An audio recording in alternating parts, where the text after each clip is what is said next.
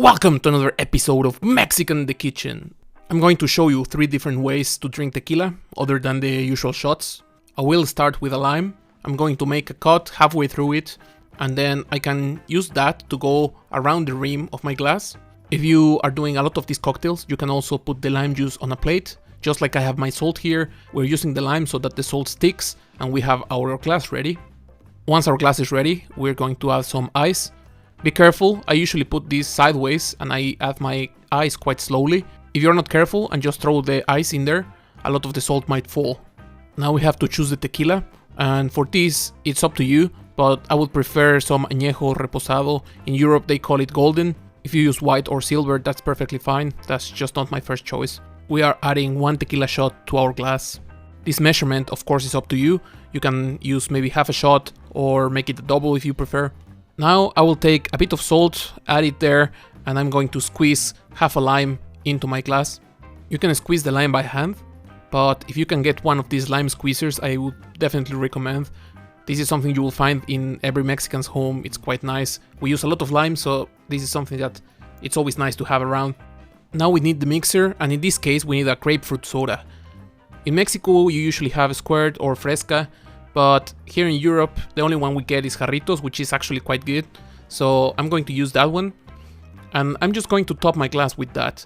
If you don't like it too sweet, you can add a bit of soda water, but I'm going to stick with just jarritos. This is a very common drink in Mexico. I remember going to a lot of parties where the common mixers were Coke, soda water, and some grapefruit soda. Now we just have to mix and our drink's ready, so I hope you enjoy it. The second drink I'm going to prepare is called Charro Negro. I would say a charro is the Mexican version of a cowboy. It's very similar, they both work with horses, they have this really characteristic way of dressing. If you ever associated Mexico to a sombrero, that's probably the one you're kind of thinking, the one these charros wear. It's quite similar to a mariachi if you have seen those. As you might have noticed, our both drinks are starting to look quite similar. For the Paloma, I would say you should always do the salt on the rim.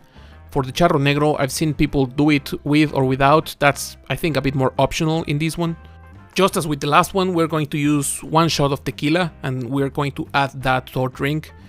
Again, if you want a bit of a more strong drink or a bit of a less strong drink, you can use a double or just half a shot. Which tequila you use, again, it's up to you. Just make sure you are drinking one that's 100% agave and you'll be perfectly fine. Once again, we're going to squeeze half a lime into our drink. You can also add a dash of salt if you want. And once we have added our lime or tequila, we are going to finish it off with one of our mixers.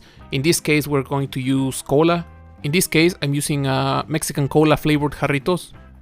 You can use Coke, Pepsi, or whatever you prefer. But in case you don't know, Coke in the US and Mexico tastes a bit different because in Mexico they do it with sugarcane, and that changes the flavor a bit. That's why a lot of people prefer that one.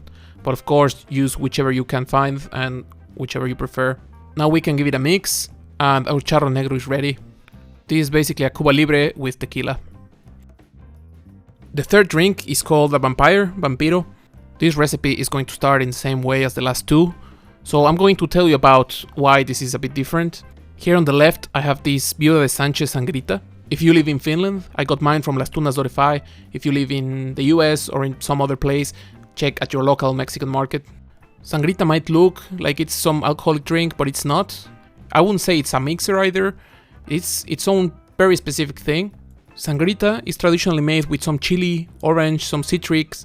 This is supposed to be a bit fresh, a bit spicy, and it's something that will kind of clean your palate in between sips of tequila. Usually you would get a shot of tequila, a shot of sangrita, and just sip them slowly. Also on my glass, I'm going to add some tajin. This tajin is chili powder with salt and lime. You can also get it from your local Mexican store. Tajin will make our drink a bit spicy, it will give us something nice. It also has a lot of salt, so there's the dash of salt in there. Now we will add our sangrita. For this, instead of using the 1 shot, I'm going to use 1.5 shots. This is because this flavor is quite fresh, quite nice, so it doesn't really matter how much we use. Of course, if you don't like this flavor too much, you can only use 1 shot.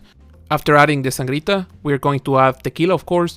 For this, again, 1 shot. You can make it double, you can make it half, it's up to you. Once again, it doesn't really matter which tequila you're using, as long as it's 100% agave and you make sure it comes from Tequila, Jalisco, then you will know you're drinking the real thing. Our drink is almost ready, and now we only need the mixer. The mixer we're going to use again is grapefruit soda. I have seen some people use grapefruit juice and some soda water in the case they cannot find the grapefruit soda. That's a quite clever solution in case you can't find this. Once we top our glass, our Vampiro is ready.